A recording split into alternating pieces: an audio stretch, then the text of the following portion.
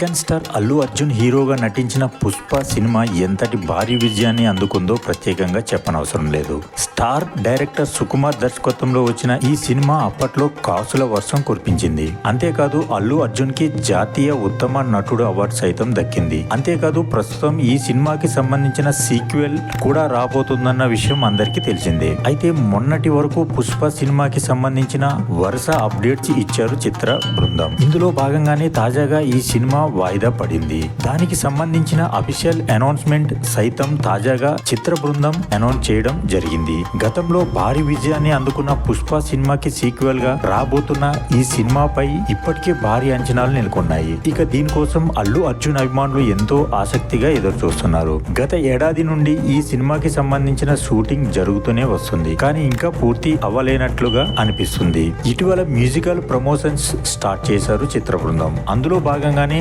2 పాటలను విడుదల కూడా చేశారు. టైటిల్ సాంగ్ సోషల్ మీడియాలో దుమ్ము రేపింది. అలాగే సూసేకి పాట ప్రస్తుతం ట్రెండింగ్ లో ఉంది. తాజాగా సినిమాను ఇండిపెండెన్స్ డే సందర్భంగా 15th ఆగస్ట్ కి విడుదల కావాల్సి ఉండగా డిసెంబర్ 6కు పోస్ట్ పోన్ చేసినట్లు మేకర్స్ పోస్టర్ ను రిలీజ్ చేశారు. అదే పోస్టర్ ను అల్లు అర్జున్ సోషల్ మీడియా ద్వారా అధికారికంగా ప్రకటించారు. దానికి ఓ ఫ్యాన్ రిప్లై ఇచ్చాడు.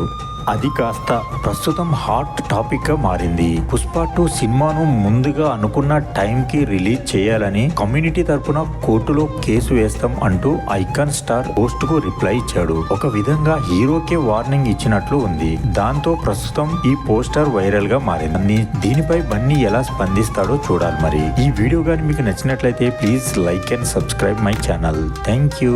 జై సినిమా.